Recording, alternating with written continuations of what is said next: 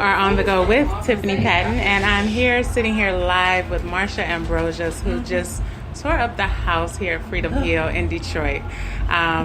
You've had moments when you were on stage that you sat down, but you took other songs and infused them with yours in a way that I've never heard before. Are you at home and think, okay, you know what? I think I'm going to do this, and then I'm going to tell them tomorrow when we go to rehearsal, let's infuse it. How do you do that? Because you do it effortlessly. My mind works like a DJ.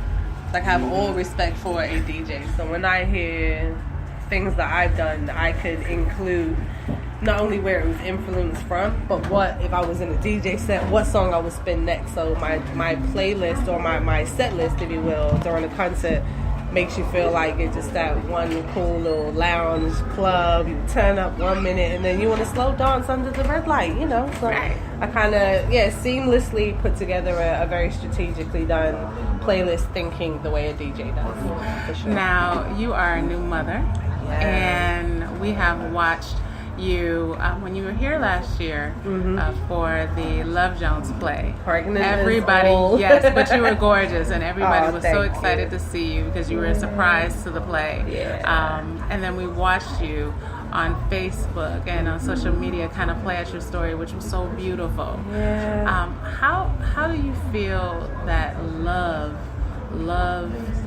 relationally and as a mother has changed you and been able to infuse or give you a deeper or more intense sound to your music? Having made music for so long, over a course of years, the songs that I made maybe 10 years ago apply to me now. It's like seeing into the future. Like when I wrote Your Hands, I'd never necessarily been through that, or getting late, like singing. All of the love songs that I've ever been accountable for count now. Because before I was just talking. I was doing it also almost in third person. Like Getting Late, for instance. That sounds like a woman who's already been divorced twice, in love with her third baby daddy. Like, I'd never lived that. I was 23 at the time. Right. So, come on, 17 years later, it's like me going through what I had to go through to be where I am makes music matter that much more. I just happen to have found love. I happen to have fallen in love. We created a life. Like, we're parents now and on that next journey of our lives. So it's not necessarily how I've managed to make those things relate to me now. It's really fusing everything together. It's where I'm at now. It's where I am now, but also where I've been. Because if I didn't make them songs before, I wouldn't believe in that type of love. No. You know, so now that I believe in the songs that I wrote before. Now, you gave a really wonderful speech to the audience about what we should do, especially in this day and age and this time. And you're someone who speaks about love, and you make some of, people will say, and I don't know if you've heard this, but you make some of the sexiest songs. I do. I'll agree. I agree with that. What advice would you give someone, or a young lady, young women, and regarding relationships, because now we see so much reality TV and that's not really reality? What type of advice would you give to them? Don't lie to yourself. Wow. You can front for the gram, you can front for your homies, you can, I don't like him like that. Yes, you do. Or you don't. Like, you just never lie to yourself. It's not worth it. Yeah. Last question. Music, new projects. Yes.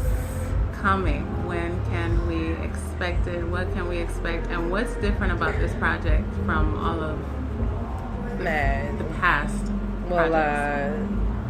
My album, Nyla, that was birthed through not only falling in love and giving birth and, you know, finding who I now am because of that. All of these songs were written over a course of finding out many deceptions, many hurtful things that then kind of reinforced my own beliefs. Like, I think it takes everyone to go rock bottom to get up.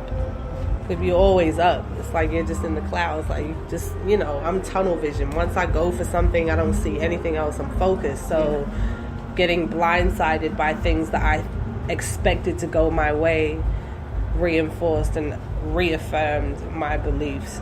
So I think with faith, blind faith, That music is that's different, and it feels different. It feels bigger than myself. It really has nothing to do with me. And like I said in the show, it just makes you it makes you not feel alone. Like when you press play on Jodeci's Stay or Come and Talk to Me or Forever My Lady, at least 3 other friends that will press play on that same song and have an entire different story about it. They may have broken up to that song. I just found friendships through that. Music is different for everyone. So the music that I've made over the course of time have let me fall in and out of love and right back in it again. Crazy. And it's coming. I'm not gonna be selfish. You're gonna see some things. That's it. So my album Nyla, have another project with a friend of mine that will be coming soon. Also my DJ Active, he's dropping an EP and we did a single together. That's dropping September 1st, I believe. Another friend of mine, their project's dropping September 15th. I hate release dates. I'm not a release date person. I guess when I was in the system and signed as a major artist, it was this hamster wheel that all R&B girls and boys, I'm just speaking from my perspective, as a black female in this industry, you have to wait for this calendar year to go by, and if there's 2 people that have this single ready to go, you're waiting for that chalkboard to go, okay, we're ready now. What if I'm not ready? And thankfully I got to talk to a good friend of mine. Don't mean to name drop, God rest his soul, but Prince taught me well.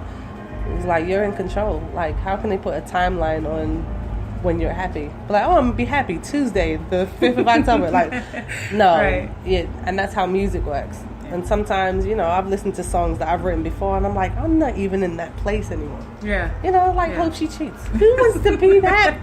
Like, you don't want to be her all the time, but in the moment be like, what, let's reminisce. And just get wild because that's who I was in that moment. It's just nice to be able to share that with an audience that have not only watched me grow from then, but there's still this mystique, this mystery that I've managed to maintain, because up until falling in love and being pregnant and having this baby, I was as public as I wanted to be.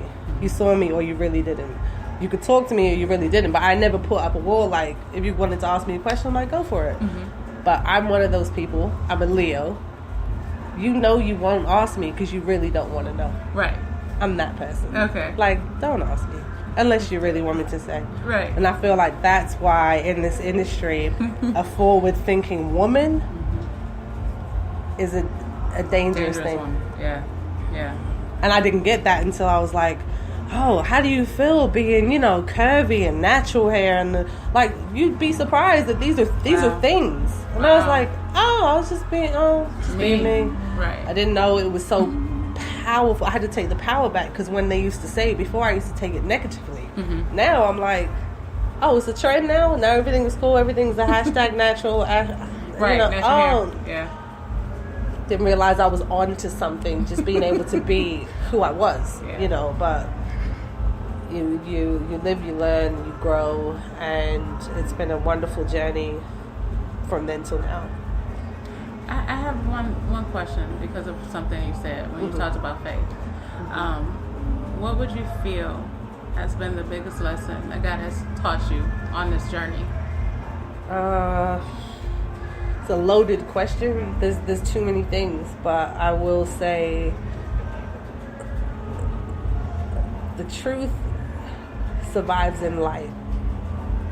It just does. Like, anything that's, you say anything that's in the dark has to come to light. It's true. And I feel like a lot of people that don't have, my creative outlet is music. So fortunately for myself, that's my therapy, where I could be going crazy in my mind of what I assume, what I think, all of these things. If I didn't have that, I have a great support system, so I have some friends that I can talk to, but thank Jesus for music, for being an outlet. So I feel like God gave me that to be able to not only speak for myself, but allow people to see me and relate and go, you know what, I've been there. Or I felt like that. And I don't realize how powerful that is until people like, I listened to your song and, whatever it is. I can only make the music. Whatever it does after that point, whether you are born to it, die with it, I put this in the world because God gave me that. The biggest lesson is just allowing yourself to receive. Just take it. Listen, you could run away from your blessings all you want. Jesus like this. Pew, pew, pew, pew, pew, pew. Like, that's good. It's always going to chase you down. You can run from wherever you want to. It's like a higher, whatever you believe in. Your destiny is. You just have to see it. Just go for it. I thank you so much for being on the go. I've been on the go with the beautiful new mom and soon-to-be wife, Marsha Ambrosius. Thank you.